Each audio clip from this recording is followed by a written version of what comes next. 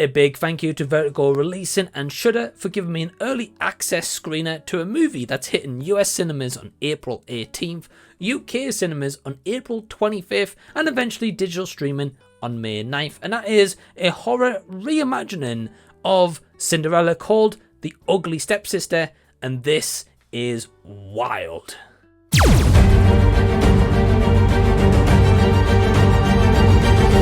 Hey everyone, welcome to the channel. Thank you so much for spending your own time to check out my thoughts on The Ugly Stepsister ahead of its release. This review is going to be spoiler free. When it came to finding out that this was a horror reimagining of Cinderella, especially on the channel, as I've covered many public domain, public IP movies and Disney classics turned into horror movies, a lot of those stories have been terrible, especially as there's no real care, love or attention put into them, and they usually just tend to be made to make a quick dollar. Well, fast forward to The Ugly Stepsister, which is a Norwegian language movie, and this one you can tell there's love, care and attention to bring this movie to the big screen or to just your television set or your mobile phone, however you check this out.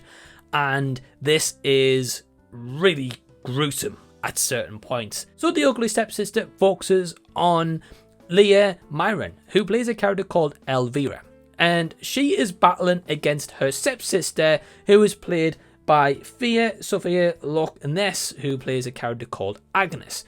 These two are battling it out in terms of a society where beauty reigns supreme for the attention of Prince Julian, played by Isaac Kalmroth. The first warning I just want to give people is, if you don't like body horror, if you don't like moments that will make you feel as if you want to retch, this is not going to be the movie for you. Now that for me is pretty hard to come by. There's maybe been a handful of movies I've seen where I'm like, no, back away, you know. And this had moments where it generally made me feel like that, and I felt uneasy watching this, because I just want to give everyone kind of a little personal insight here in terms of body horror for me, where I kind of tore the line with feeling gross, and that has anything to do with the eye.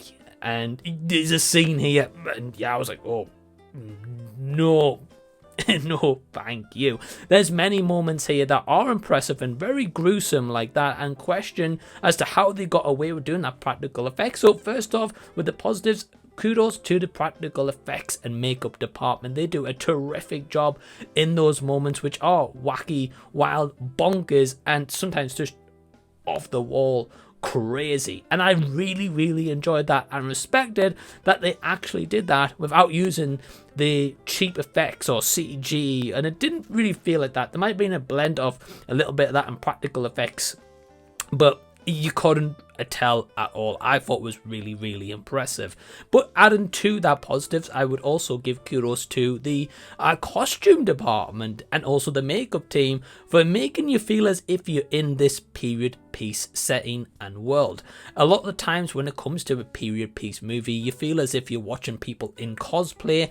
I did not get that feeling at any point throughout watching this. That could also come in terms of the cinematography and the set locations used that made you feel as if you were in this period piece setting, and how the dialect is also spoken. I really enjoyed that, and I felt that only just helped to add to the atmosphere, especially as this definitely challenges a lot of different themes throughout. For example, like beauty standards, acceptance of oneself, and also how far you would go to really achieve your kind of dreams and goals that you have in life.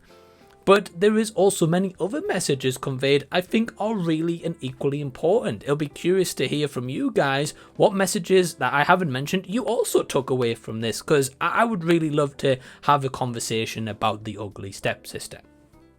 I have to give kudos as well to the acting department and the cast that was involved. I think everyone does a great job, especially Leah Myron, who plays Elvira. She absolutely knocks it out of the park, especially as she is given so much material to work with and involved in a lot of these practical effect scenes, and I think she does a great job. I loved her performance. I was conveyed by it. I was emotionally developed by her performance and invested, for that matter. I cared about this character and I wanted her to succeed.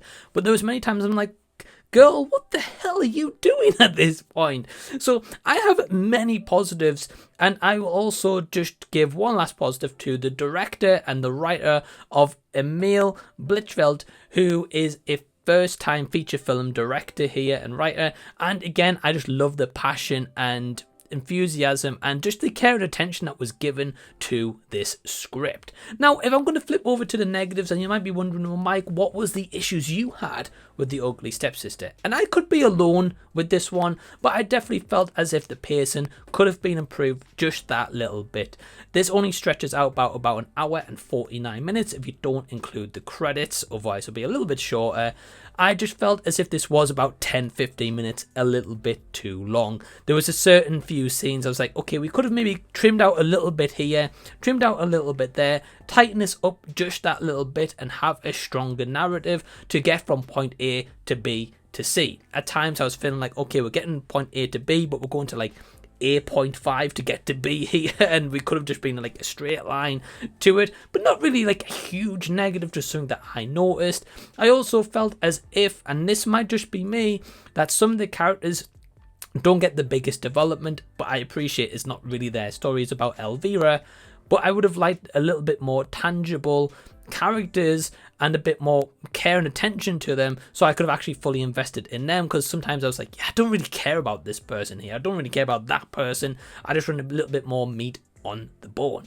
The final negative I've got, and this could just be my screener that I was sent, but I felt as if a few times I noticed the subtitles were a little bit out of context, either before the character spoke or after the character spoke, and I'm not going to knock that as a big negative or anything, because it could just be my screener that I was sent, but just a little bit of a heads up for you guys if you catch this in cinemas or digital, if anyone else may have this issue. As for an overall score, I would give it a solid 3 out of 5 stars. It's a wild, crazy ride. I'll be curious to know if you love this, because I can see a lot of people loving this movie. I can also see some people being a bit more in the middle, and then some actually just being like, look, I hated this rendition. But thank you guys so much for watching. I really do appreciate it. Leave your comments below. Give the video a big thumbs up so it tells YouTube you like my content. That would be really, really cool. I do have a Patreon if you'd like to join. It's only £2 per month. The link for that is down below in the description box. And in the meantime, if you haven't seen these videos of mine, we'll click over here, have a bit of a deep dive. Till the next time that I see you guys, I'll be seeing you later.